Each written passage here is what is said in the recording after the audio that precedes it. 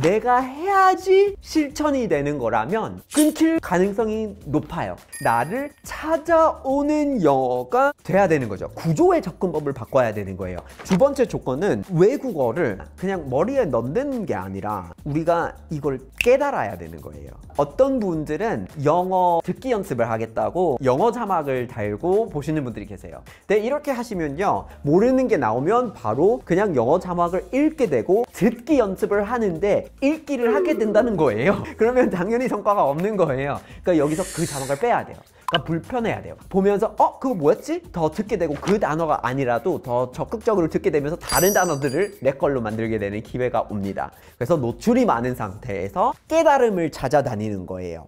여러분 안녕하세요, 타이러입니다. 보통 새해가 되면 많은 분들이 어떤 다짐을 가지고 새로 출발을 하시는데 그런 것 중에 용두삼이 되는 게 진짜 많잖아요. 이번에 이제 제대로 다이어트를 해보자, 영어 공부를 화이팅 하자 하고 큰 마음 먹고 가지만 그 마음이 3일만 가고 끝나는 판이 많은 것 같아요. 언어 공부를 할 때 저도 그런 적이 있었는데 한국어 공부, 불어, 포르투갈어, 스페인어 저도 마찬가지로 계획을 잡았는데 처음에는 좀 했다가 흐지부지 돼가지고 결국 안 하게 되는 그런 경험을 저도 많이 해봤어요. 근데 그 경험을 하면서 느낀 게 뭐냐면 우리가 그 계획을 짠 방법에 문제가 있었기 때문에 3일밖에 못 가는 그런 거죠. 그래서 그 부분들에 대해서 여러분들하고 같이 얘기를 나눠서 앞으로 2025년에는 외국어 공부가 지속되도록 하고 싶습니다.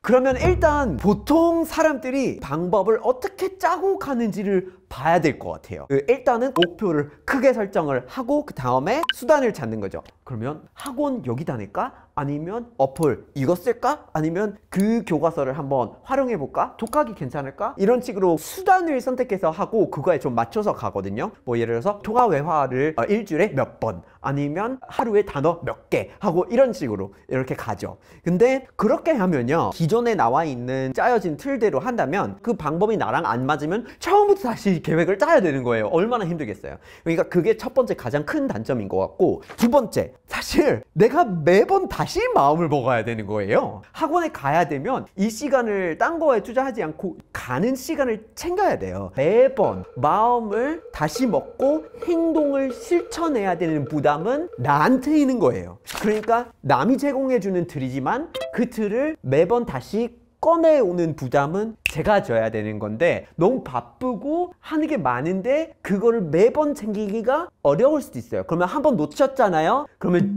한번 놓쳤으니까 흐지부지가 되는 거예요. 다른 방법으로 해볼 수 없을까요? 제가 봤을 때 여기서 핵심은 내가 해야지 실천이 되는 거라면 끊길 가능성이 높아요. 바쁘고 정신이 없으니까요. 변수가 많으니까요. 자동으로 내가 하게끔 되는 게 나아요. 구조의 접근법을 바꿔야 되는 거예요.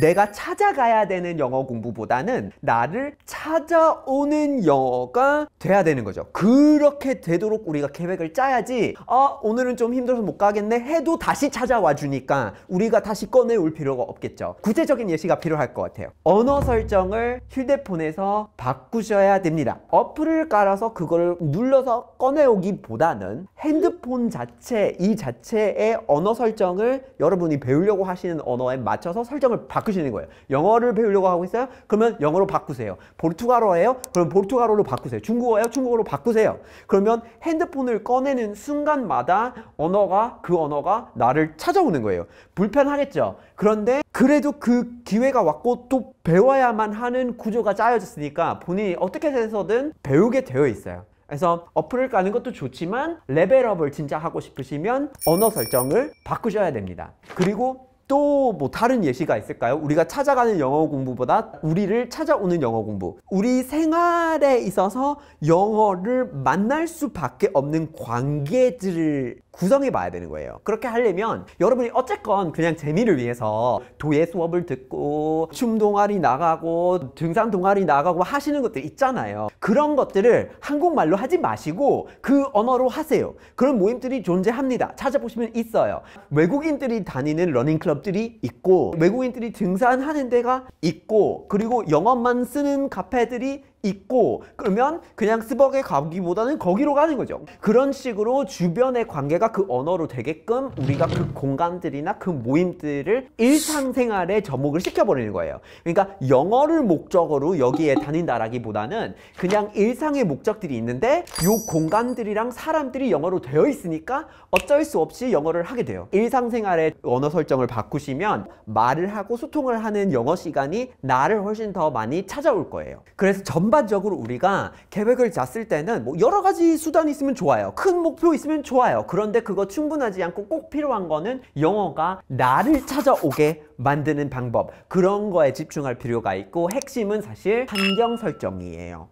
세팅만 되면 어느 정도 자동으로 되는 거 있기는 있어요. 그런데 그거를 이제 계속 갖고 가면서 우리한테 진짜 지속 가능한 영어 공부나 외국어 공부를 위해서 필요한 게 뭐냐면 결과예요. 성과를 거두고 있다라는 느낌이 조금씩이라도 와야 돼요. 양이 많진 않아도 조금씩 내 거가 되는 것들이 느껴지는 경험을 해야 돼요.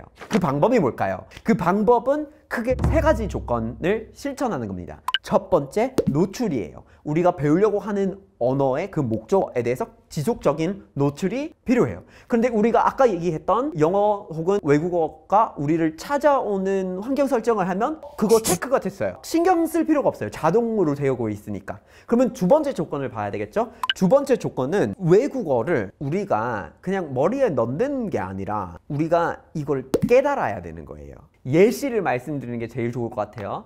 그러니까 어떤 분들은 영어 듣기 연습을 하겠다고 미드를 보시면서 영어 자막을 달고 보시는 분들이 계세요. 근데 이렇게 하시면요, 모르는 게 나오면 바로 그냥 영어 자막을 읽게 되고, 그러니까 듣기 연습을 하는데 읽기를 하게 된다는 거예요. 그러면 안 돼요. 그러면 당연히 성과가 없는 거예요. 그러니까 여기서 그 자막을 빼야 돼요.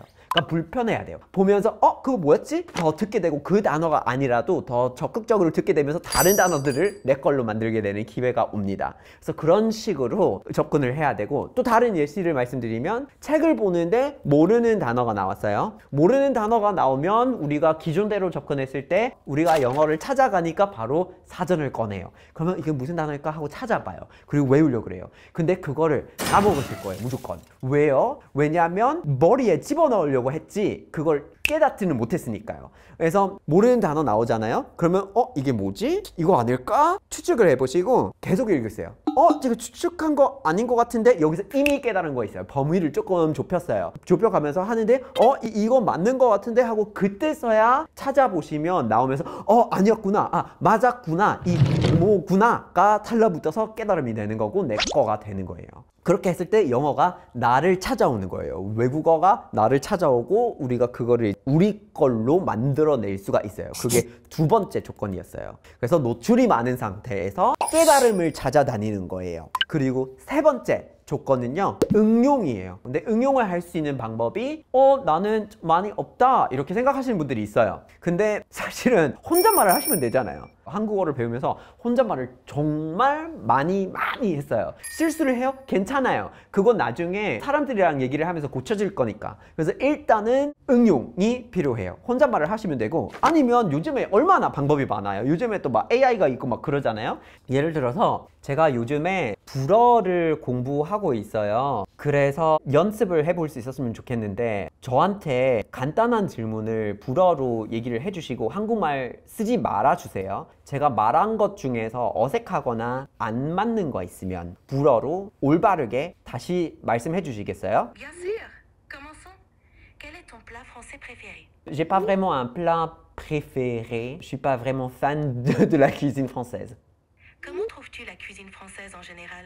이렇게 이제 얘기를 해볼 수 있는데 이렇게 응용을 하면 되는 거예요. 그리고 또 응용을 할 수 있는 방법이 있는데 이건 정말 쉽습니다. 여러분 이제 그런 얘기를 한국에서 좀 하시는지 잘 모르겠는데 영어권에서 배우는 걸 잘 할 수 있는 방법은 가르치는 거다라고 얘기를 하는데, 우리가 시험을 앞두고 이건 진짜 내 걸로 만들고 싶으면 주변에 모르는 친구한테 도와주면서 알려주는 거가 바로바로 이렇게 습득이 되잖아요. 우리한테 진짜 그게 완전히 내 거가 돼서 절대 못 잊어버리잖아요. 거잖아요. 왜냐면 누군가한테 알려주기 위해서는 소화를 한번 제대로 해야 되는 거니까. 그러면 마찬가지로 우리가 외국어를 배우고 있는데 여기서 새로 배운 것들이 있죠. 그러면 주변에 전혀 모르는 친구들이 있을 거 아니에요. 그 친구들한테 그냥 나 이런 거 알게 됐는데 이런 거 있대, 이렇게 쓰는 거야, 이렇게 말하지 않고 저렇게 말한더라. 그래서 이렇게 얘기를 하면 이미 응용을 한 번 된 거예요. 이미 제 거가 한 번 더 이렇게 저장이 된 거예요. 진짜 주변에 있는 사람들이 그 언어를 쓰고 있을 필요도 없어요. 우리가 알려주는 것만으로 이미 그게 저장이 된 거예요. 응용 그 자체에 집중을 하면 세 번째 조건이 바로 이렇게 충족이 되는 거예요.